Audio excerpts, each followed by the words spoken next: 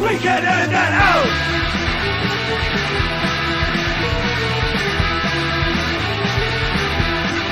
We can edit that out!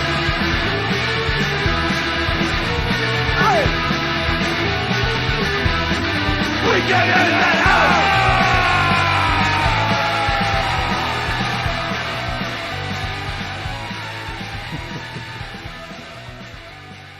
Well, I got shampoo effect from last night. You know. Too much shampoo in the shower? Drinking the shampoo in the shower. No, drank a little bit and then haven't had dinner. Drinking on top of that. What does that have to do with shampoo? You don't know the shampoo effect? Should we start with the shampoo effect? Okay. Are we rolling? Oh, we're rolling. Okay. So, shampoo effect. It's when you got really drunk the night before and then you drink the next day and it takes you less to get drunk the next day than it did the night before. And they call that the shampoo effect because when you wash your hair with shampoo and rinse it out and then rewash it, it takes less shampoo the second time. In the same shower? Yeah. So you shampoo... Some people shampoo twice. I don't, personally. Is that like the old saying, always shampoo twice? What? Who says that? Vidal Sassoon, probably. Some say, well, what is it? Rinse and repeat. You know, the term rinse and repeat if necessary. And it takes less shampoo the second time. Okay. So I got a kind of little shampoo effect. Drank a bunch last night. Had a beer or two before we started. And I'm a little bit buzzed already. Yeah. A couple bottles of shampoo later. Well, yeah. I mean, if they put alcohol in it, I might drink it, you know. Jack's wasted, but have you seen his hair? Drinking the shampoo and washing my hair with beer. All right. It's a switched up universe, isn't it? Well, welcome to episode 4 of We Can Edit This Out. Is it 4 already? It is 4. Well, it's not 4 a.m., but... No, yeah. 4th episode. Yeah. We are your lovely hosts, Rob and Jack. I'm Jack. I'm Jack's co-host. You're not a co-host. I'm your co-host. Isn't the same thing? How do you differentiate? Who's the host and who's or is it 2 co-hosts? It's 2 co-hosts. Okay. That works. Right out of the gates. You're doing, right out of the great. gates is good. Okay, so we're talking about travel this episode. Yeah, I don't know if any of you know, but we're in a pandemic right now. What? And because of now that, you tell me. our travel has been curtailed severely. I was wondering why I haven't been anywhere for a year. So this has been a very strange year, namely just because, you know, the both of us are used to incessant travel. We're always hunting for flights, doing little weekend getaways. You travel a lot for work. I travel for work. And fun, too. And fun. Mm-hmm. This year has been quite a bit of a challenge because you're having to kind of reinvent ways to have fun and ways to live a fulfilling life without, for me, what is like half of my life based on really travel. So what I wanted to know from you is, since we haven't been able to travel since March, you must have been, I mean, we've done a little bit, we'll go into that later, but you must have been making mad scientist plans for the last 9 months about where is the first place you're going to go when we can go somewhere again. What's top of the list? I was trying to plan a trip to go back to Thailand this winter. Like before the pandemic hit, that was kind of one of the things I was planning and gearing up for was, you know, figuring out a way to get down to Southeast Asia again. Nice. So that's still honestly at the top of my list for where I'd like to go once the smoke clears and everything. I think immediately, maybe if Southeast Asia isn't on the agenda right away, would love to go somewhere warm. If we can go anywhere in like the spring or something, so maybe like the Canary Islands or that'd be nice. Just somewhere with a beach and some sun, just to recharge the batteries. Are there a lot of canaries on Canary Island? I'm not sure. There's got to be at least one. Right, you'd think. Stands to reason. How about you? Ideally, I would like to go to New Orleans and eat the shit out of some food. Also, I would like to go to the UK and since there's the Brexit going on, the pound is down, so it's cheap for us to go to England. And I would actually I've been to Ireland and Scotland a lot, but I've never been to Wales. And I've only really been to London and a few other towns in England. And I would like to go to England and rent a car and drive around to see some of the historical stuff, you know. Sounds nice. Yeah, those are the two that are right up there. Or Poland, rent a car and just hit all the places in Poland that I never really knew existed, you know. But it also would be nice to go to a English-speaking country for a minute and just relearn how to speak English again. Yeah. You start to lose it after a minute, you know. I've become illiterate in 2 languages. I'm losing my English and not really learning enough German to make up for the loss. Slowly working your way to illiteracy. Yeah. I mean, hand signals and broken English. So you and I have both done a little bit of travel. Yeah. Even despite the travel restrictions, there were still some regional trips that we were able to take short distances from Berlin. Where did you go and what was that like? I talked about this a little bit last one. I went to Stettin, which is in Poland. That takes 4 or 5 hours on a train to get there from Berlin. We spent 2 days in Stettin. It's a nice little Polish village, almost a city, and very scenic. A lot of it wasn't destroyed. After that, the travel ban was relaxed for a minute, and I was able to go to Helsinki and do the Helsinki Tattoo Convention. And we were all wearing masks tattooing, and all the people inside were wearing masks as well. But the in and out travel of the countries was relaxed to the point where I could do that. And that was really nice, just getting the fuck out of Berlin for 3-4 days, you know. How about you? Where did you go? For my birthday, Karina and I went to the Dolomite mountain range in Italy. Yeah. We took a train to Munich, rented a car, and then kind of drove through Austria and into northern Italy and camped for a few days. It's really beautiful. It was really interesting experiencing camping on a European level, which was so different from what we're used to camping in the States. Yeah, how is it different? It's just really posh. I think they had centralized building that had, you know, a little market in it. There was like a heated toilet and shower area. Okay. There was a place to wash your dog. So like a road stop, but camping. Kind of. It's more similar to these Koa campgrounds that they have in the US. But KOA Koa. Yeah, but really I don't know. I mean, it was nice. I still prefer the rougher side of camping. Okay. I mean, you know, we weren't allowed to build fires, which was kind of a Weird. kind of downer. How is it camping without a fire? Different, you know. Did you put a fire on the iPad? Watch that. Well, there was Wi-Fi there, so we could have. There you go. Really roughing it. Yeah. But it was still it was really nice, and you know, it was a great base point to go drive around and go explore all the mountains and stuff, and it was really beautiful. Took a lot of pictures, and that was great. And you got to ride Falkor. Yes, we stopped in Munich, and there was a film studio, Bavarian film studio there, which they filmed things like The Neverending Story and Das Boot, Das Boot in German. How do you say boot in German? Like the boot you wear on your feet? Stiefel. Stiefel. Yeah, I think. What does that mean? Like foot glove? I guess. This is the words they gave us. Okay, sorry. So you're riding Falkor with a mask on because we like to follow the proper protocols. So, you know, Neverending Story, for those of you not familiar, there's like a mystical flying dog dragon creature. Yeah, I think it's supposed to be a dragon, but it looks more like a dog. Yeah. I grew up completely fascinated and obsessed with Falkor. So they had one of the larger scale models of Falkor that they used for filming. It was like the one they used for the side view. They gave you a little set of stairs and you can take your picture in front of it. So got to ride Falkor. That was pretty amazing. Yeah. Wore a mask initially and then took the mask off for a photo op. So got to ride Falkor with a mask and without a mask.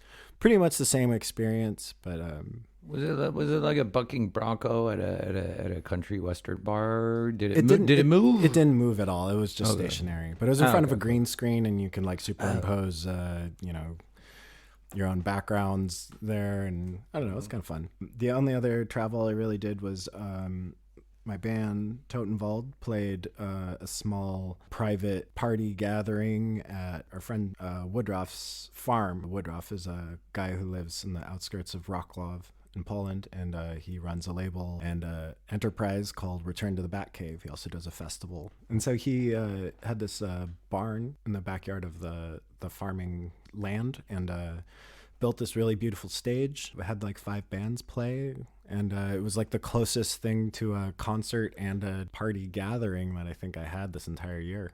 So that was like a really nice, it was like this one kind of moment of familiar, normal life interspersed. And it was also pretty crazy too, because the town is adjacent to a former concentration camp, the Gross Rosen concentration camp. And it was like a quarry where they would basically send people to break rocks. If you went there, you were almost kind of guaranteed you were going to be like worked to death. You know, so that was we visited the quarry after we did the show the next morning when we drove back. And so, yeah, between those two things, those were my experiences traveling during the pandemic. It's pretty wild.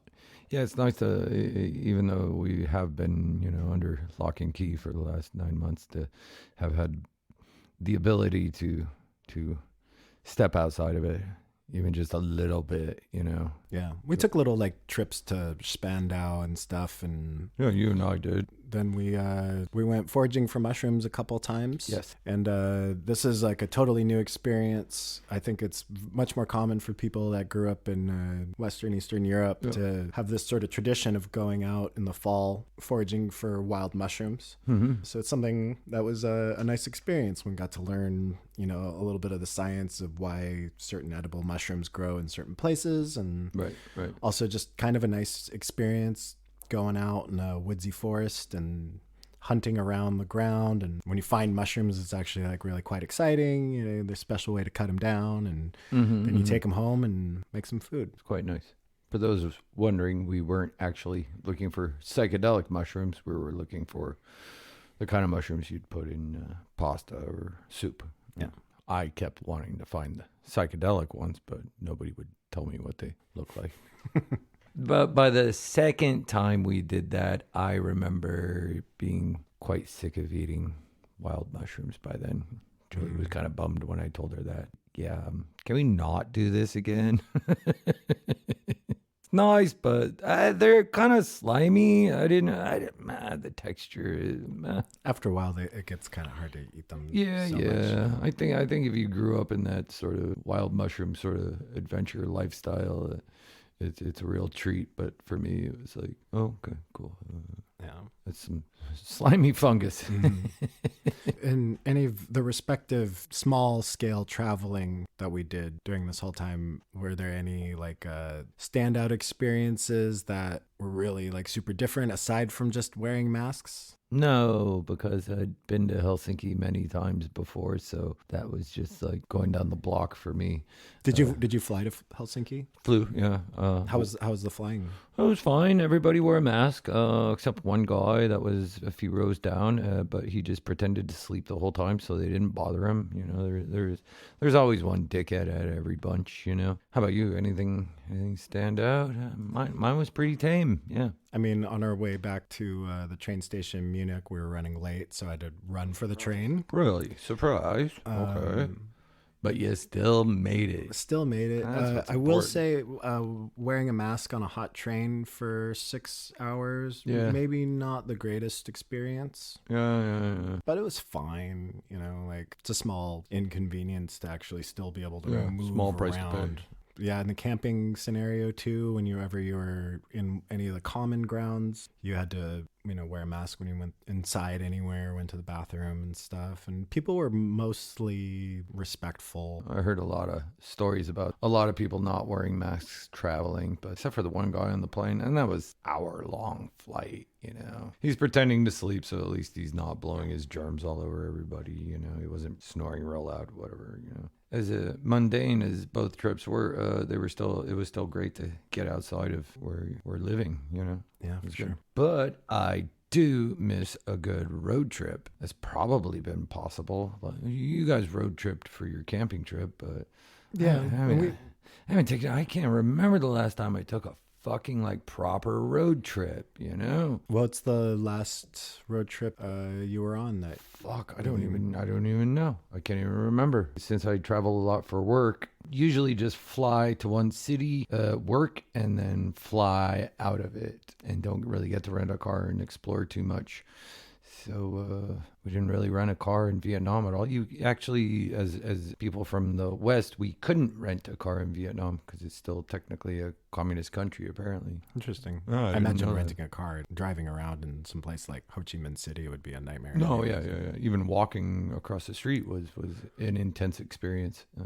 So what's the last road trip you took? There was the trip to the Dolomites, and so Yeah. we rented a car and we drove there. So that was technically a road trip. It wasn't super Yeah. long. I'd like to hear like pre-pandemic stuff. Pre-pandemic, in September, Totenwald flew to the States, and we did a West Coast tour. So that was a tour. And I saw you guys on the Seattle Yeah. concert. Yeah. Yeah.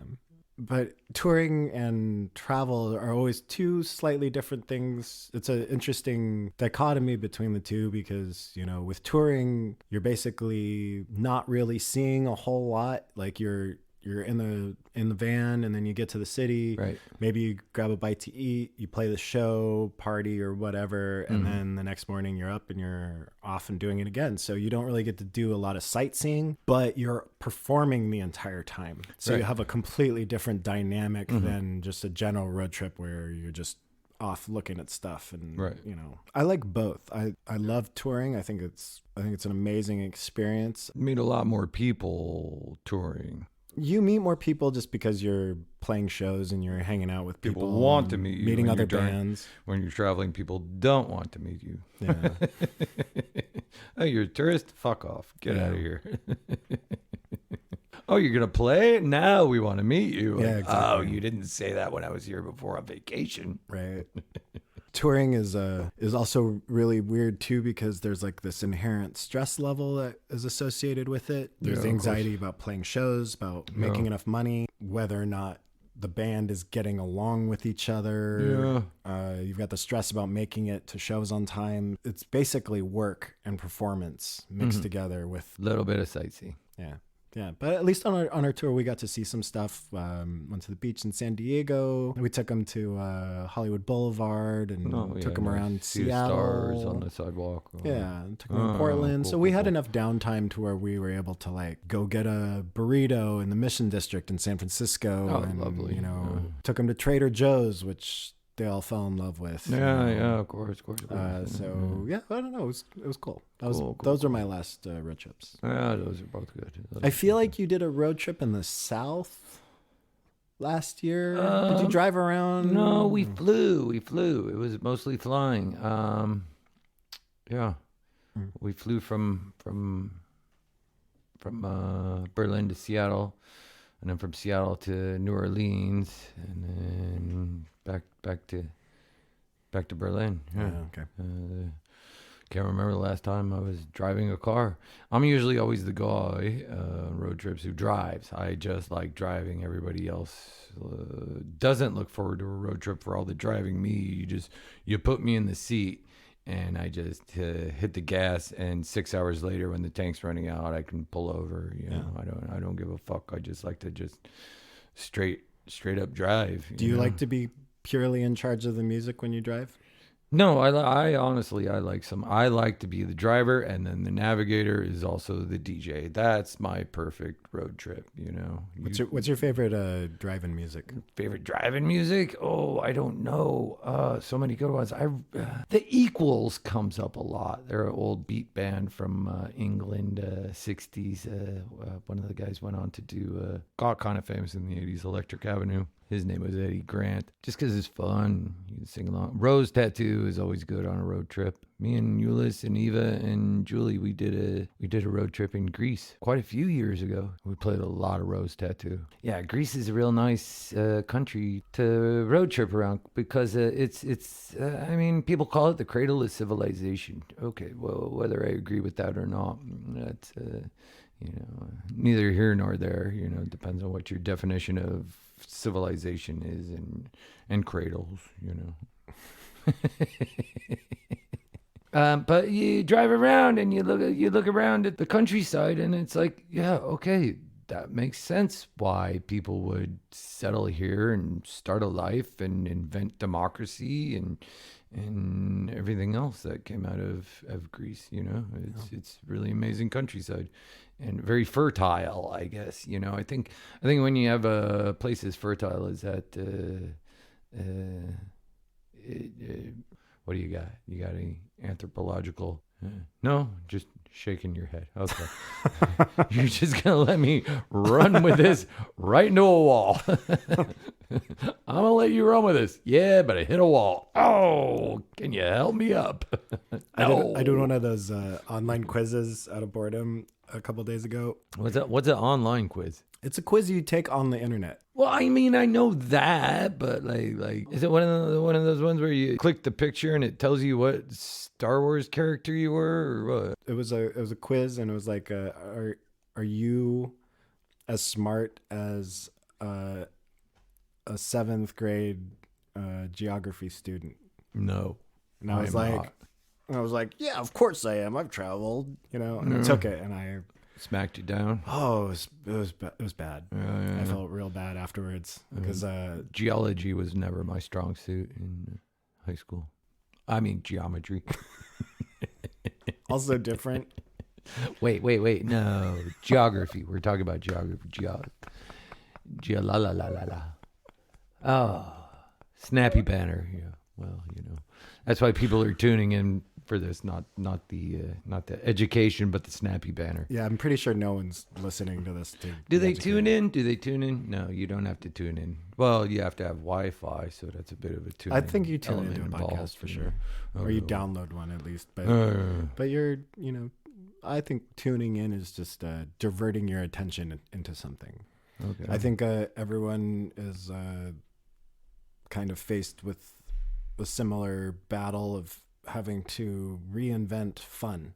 Yeah. And reinvent, experience. A coworker sent me this interesting article about the fact that during lockdown, people have been reporting having problems with short-term memory. Yeah. And that's because you're not having all of these social interactions. You're not traveling. You're not going out. Your brain is like losing. It's in a loop. It's because of these like sensory experiences. When you go out, you meet somebody, you go get food together or whatever. Mm-hmm. These are the things that your memories are like latching onto. So when you're in sort of a loop, every day is kind of the same. You're in the same place. Right. You're not having any of these extra sensory experiences. Yeah, I mean, you definitely lose track of what day it is and what month it is and even what year it is at some points, Yeah. When we were kids, we used to mark the day of the week by what was on TV. Mm-hmm. Cheers is on. Must be Thursday.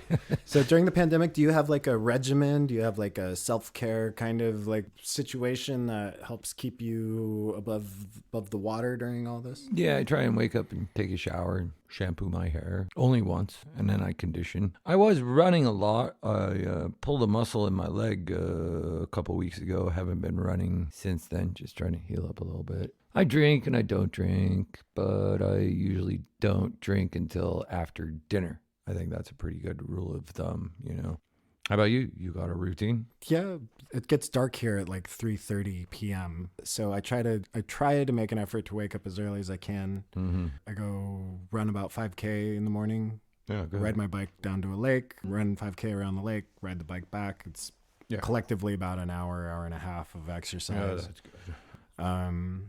Then the rest of it is really just like paying a lot of attention to food, cooking a lot, learning new recipes, trying to like, I actually haven't been watching so much programming. Like I watch it very like after dinner, before bed, maybe squeeze in some series or whatever. But during the day, I don't really like watch a lot of media. I might watch like YouTube videos of like Late Night with Seth Meyers or Stephen Colbert.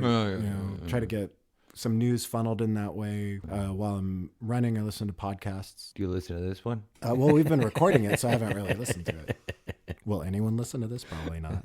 I don't know. I mean, we're listening to it right now as we're doing it. Yeah, so we're listening in real time. But I think particularly it's important to have kind of a structure if you're not working your regular hours or your... Yes, of course. And physical exercise. Can't stress enough the importance of physical exercise during a lockdown. Yeah. And mental exercise. Yeah, I think it's really important to keep your brain and your body moving and functioning. And this is kind of like going back to travel. This is like a really hard thing because I'm so used to having so much outward physical and mental experience. Like I'm always looking forward to travel. I'm always going over old travel photos. Like everything is always sort of based around this experience of getting out and exploring and doing something new. So it clicks your synapses. Yeah.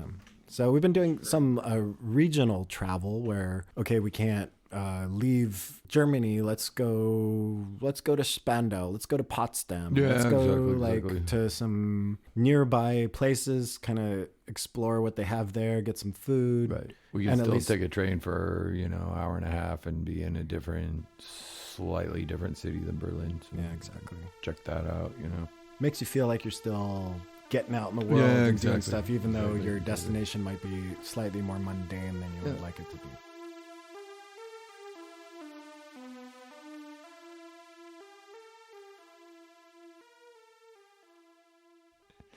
How about you? Epic road story.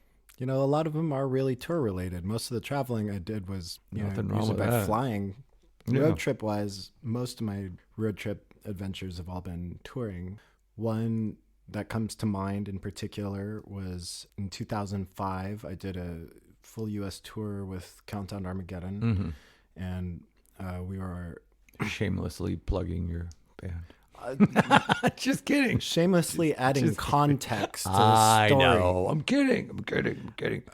That's a great band anyway. I'm shamelessly recommending them. We were touring with our friends' band called Kakistocracy. They're from Asheville, North Carolina. And as well as our friends Scafosi from Melbourne, Australia. But we weren't doing the entire tour with them. We were doing like bits and pieces with them. Okay. This particular stop was just Kakistocracy and Countdown, and we were in Buffalo, New York, and we play a house show. This is in August in brutal Buffalo, so the house was brutally hot. Yeah, it was so hot, and some of the kids that lived at the house that put us up. Like, hey, do you guys want to go on a night swim? There's a public pool down the street. Yeah. That's easy to jump into, and all you have to do is hop a fence, and then you can go for a night swim. Yeah. And I was like, yeah, sign me up. Anything to cool down. The rest of my band stayed back, and I went with the Kakistocracy guys, and we followed this kid, and we went through kind of a dark, unlit park. Can Zach even swim? Yeah. I feel like I've definitely gone tubing with Zach. He can swim. I bet he wears one of them like onesies that they used to wear in the old-timey onesie that they wore in the 1930s, with the stripes across it and shit, When he was part of an old-timey weightlifting duo. Hop. He had his 10-penny bike, with the giant wheel on the front, you're up 10 feet in the air. That would be Zach. Oh my God. Zach, by the way, is one of our favorite old men who's not young. I mean, not old at all. He's not young. He's our favorite old man who's not young. No, he's actually quite young, but is the quintessential old man in a young man's body. We hop the fence and we go swimming in this public pool, and it's like one of the nicest swims I've ever had in my life because the water was perfect. There's almost like a full moon outside. It was great. We gather our stuff, climb over the fence, and we're going back through the public park that we crossed through. On the way through, we noticed there was some random guy sitting at a table by himself. Didn't think much of it. As we're walking by, a guy's still sitting at the table. And as we walk past him, he gets up, pulls out a gun, and says, "What the fuck? All right, motherfuckers, put your hands up." There was collectively 5 of us, but when you're in a situation where someone pulls a gun on you, your first instinct isn't necessarily, hey, let's all run half naked and wet at this person with a gun who's standing Right. you know, well enough distance from us that he could shoot all of us. Right. You know? Right. So 5 of us, he's got 6 shots. So it's not good odds. right. Also, completely unlit park with plenty of exit points. I mean, Yeah. you know, Buffalo, Yeah. not a great time. Never know. So he has everyone throw your possessions, empty out our pockets, put your possessions into a pile in front of us. I got some wet underwear. I was in my swimming shorts, but Yeah. I had like the actual pair of shorts that I was wearing on the way over there Travel shorts. in my hand, which had my wallet in it. And I kind of instinctively threw it to the side rather than throwing it into the pile. Yeah. So I Good. kind of surreptitiously threw it into the ditch next to me. Then he makes us, this was the scary part, is that he makes us like get on our knees Whoa, and turn our backs to him. That's not what you want. No. So this was like super sketch. We're all pretty, you know, Yeah. rattled at this point. Collects our stuff, and then he says, start counting backwards from 100. She started counting down to Armageddon. And, you know, as we're counting down, he takes off, and we kind of regroup, and we're just like, holy shit, what just fucking happened? The guys in Kakistrakasi had lost like all of their spending money, the one cell phone that they had between the band members. And then we got back to the house, and it was just like, well, you won't believe what just happened. You know? Zach's waxing his handlebar mustache, putting on his striped onesie. I was on my way. What? That was a pretty crazy experience. Sounds pretty mad. Yeah. Whether or not what you end up doing is like so much better than what you'd have been doing at home. I think Right. the amazing thing about travel is just throwing yourself out into the world, seeing Yeah. things from a different viewpoint, Yeah. learning even whether you're in Huntsville, Alabama, or Right. you're in Prague or wherever, you know, like you get. You really find out who you are as a person with how you respond to the difficulties. Yeah. You know? And if you can respond well, then you're good. If you lose your shit, then that's it. Yeah. You know? And for me, I don't know about you, but if I'm ever going through like a rough patch or, you know, things aren't going so great. Oh, travel I'll- by yourself. That's the Yeah. best medicine for internal turmoil. Yeah, know? you will sort out so many different Yeah. things, Yeah. and it's always better to travel with somebody so you have like someone to bounce experience off of, try food with, you know, just Yeah, that's having a a nice companion is thing. great, but I think traveling alone is something that is Very cathartic. it's highly underrated too. It is. You know? It definitely is. It definitely is. I think everybody should travel. Do a hard travel by themselves at some point. Yeah. And by hard travel, I mean, you know, where not everything is planned out for you. Yeah, You know? where you can't speak the language, where you Can't really speak have the to kind of fend language. for yourself. It makes you kind of realign with who you Right. are, and you. I mean, that could be from Seattle to New Orleans. 'Cause that's also not being able to speak the language. Yeah, for sure. So you're talking about Prague.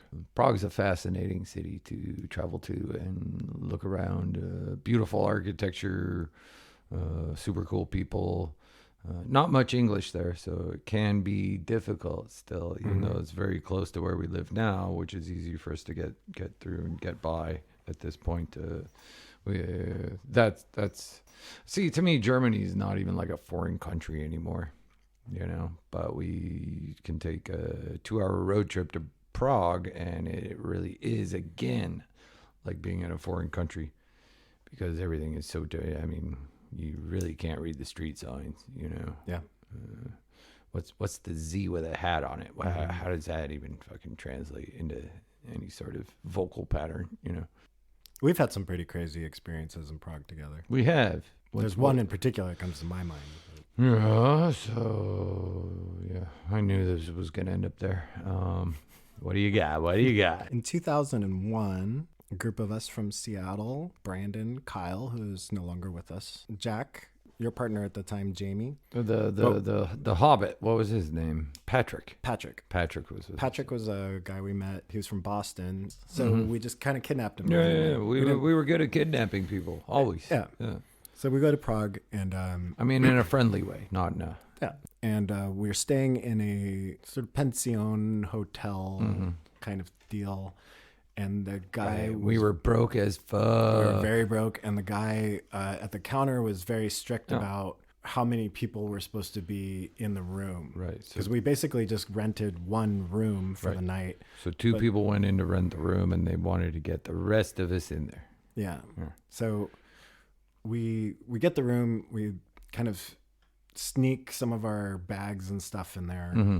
Right. I think the two that rented the room took double bags in, Yeah. so that we could be a little less obvious. Yeah. So then we go out and we go drink absinthe for a greater part of an evening. Oh yes, we did.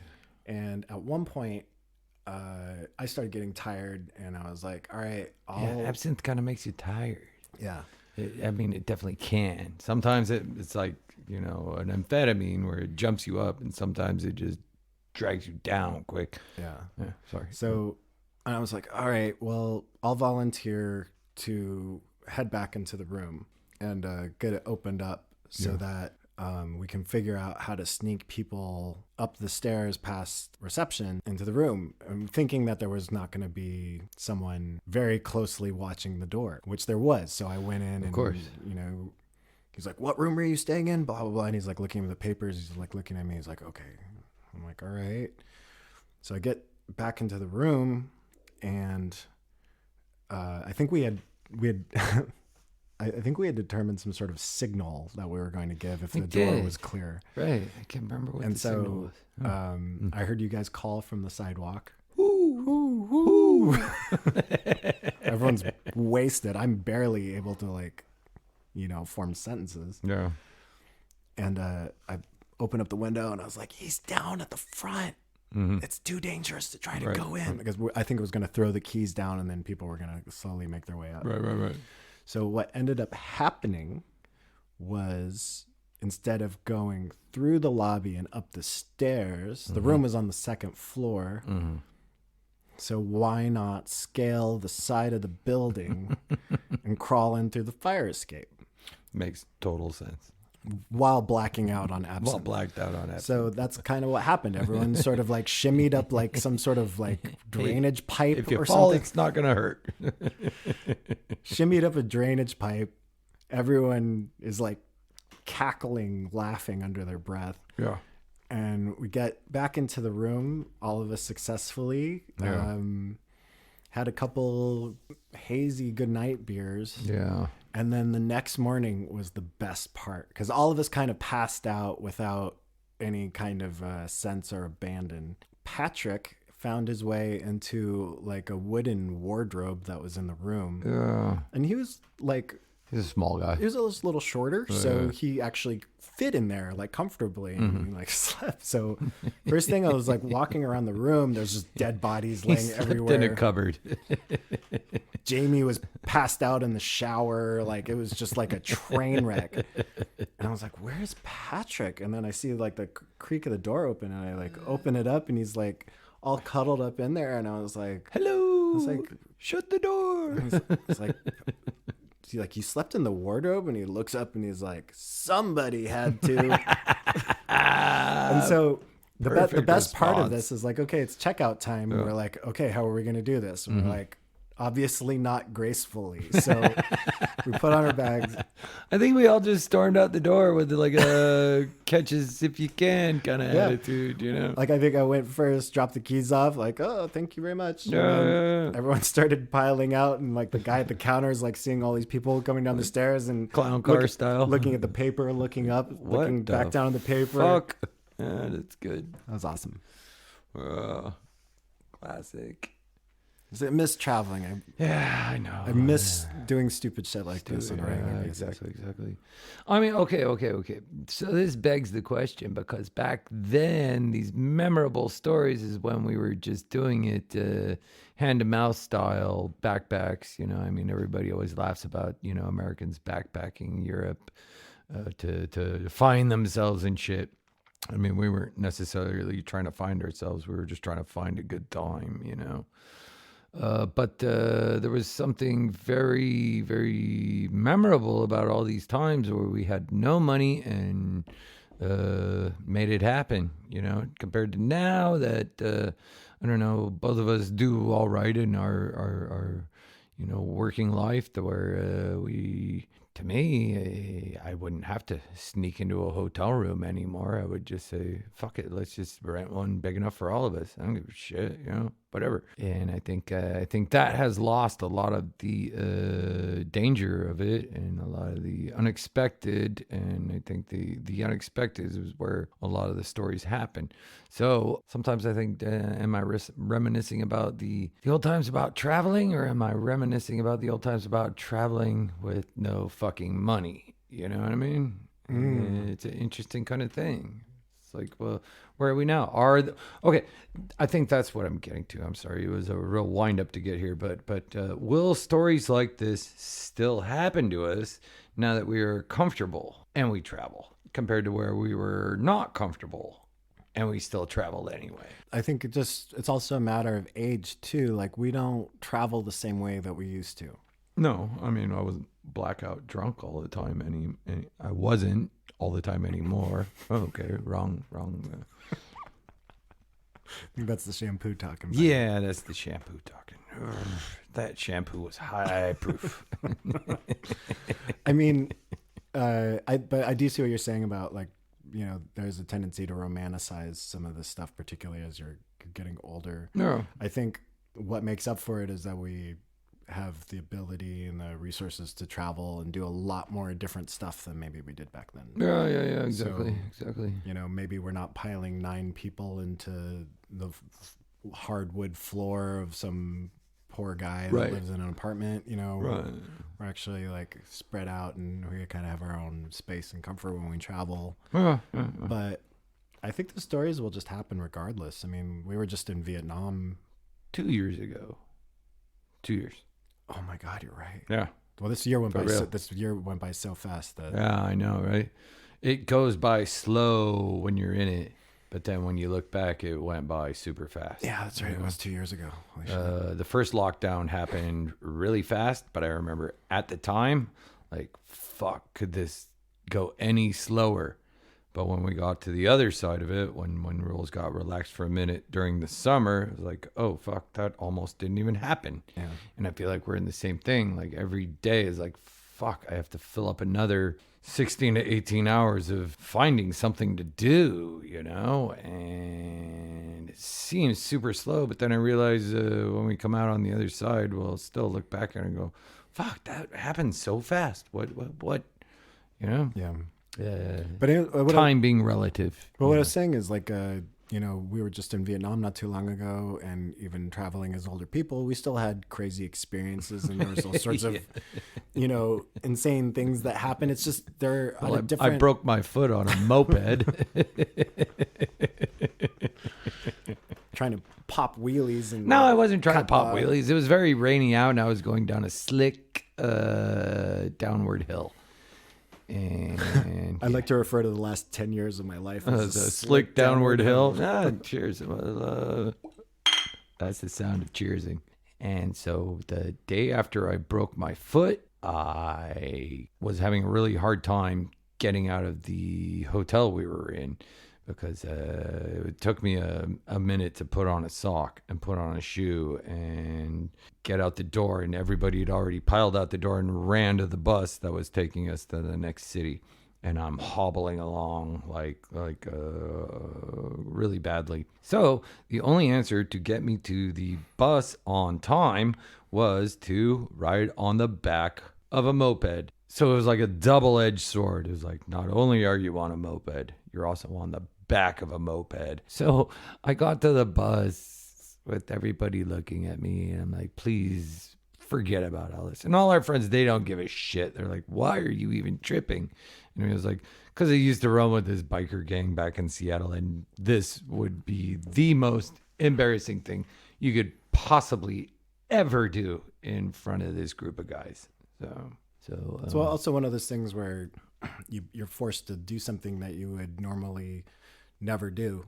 But you do it to keep the trip going and to keep moving forward. And maybe that's kind of like the whole point, regardless of what mishaps or misfires you have while you're traveling or just in life in general, you just keep bouncing back and keep moving forward. That's all you can do, unless you're into time travel. Well, I mean, I like this one because it was it's topical because it is like about the pandemic. I think right now talking about traveling is very poignant to the pandemic. But we are basically talking about the pandemic without actually talking about it. Yeah, we don't need to have a boring the Corona shit out of episode. people into fucking, hey, this is my daily life already anyway. I want a little escapism with you guys, I've got an idea. Uh-huh. Well, Good. when you said that, we had both had a lot of misspent youth, Yeah. I think that's actually an interesting thing to explore. Misspent youth. Yeah. Okay. About like That could be good. We can talk about the fucked up shit we did as kids that still made us who we are today, even though at the time it was terrible, but now you look back fondly on it, Yeah. And also, like, I didn't realize that was going to be such a major impact in my life at the time. I was horrified by whatever was happening, but Yeah. that'd be good. You can talk about, wrong people that you ran with. Like there's so much out there. Yeah. No, that's good. I like that. How do we sign off again? What was I had a good idea for listen to the next episode and find out. Yeah. Is that mine? Yeah, sure. Okay. You got to come up with one. No, listen to the next episode to find out. Yeah, if we stay on task. We stay on task. or if we talk about, the best place to get a taco in Berlin. So there you go. And scene. And scene.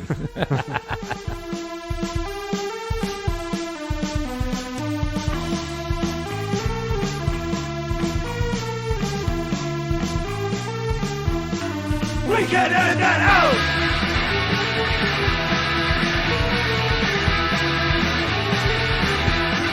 We can edit that out!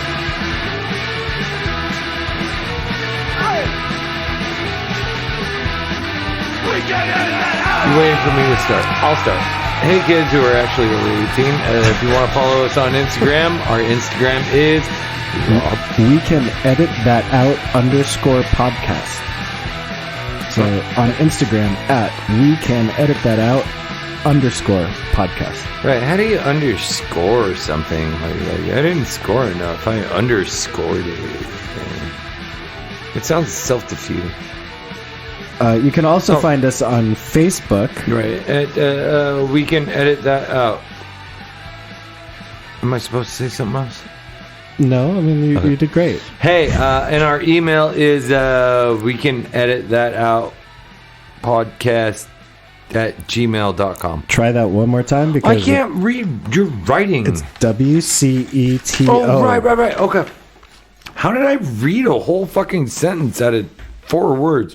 Makes no sense. Okay. Anyway, our email is WECTO podcast at gmail.com. Try that one more time, but put the letters in the right order. Okay. Our email is WCETO podcast at gmail.com. Did I get that right? You got it right. All right. That's perfect. Yeah, send us your questions, your burning questions, your thoughts, recipes for apple rhubarb crumble. Right. Your hot takes on apple rhubarb crumble and whether or not it's a good thing or not. I want to find things you found in your pocket in my mail as soon as possible.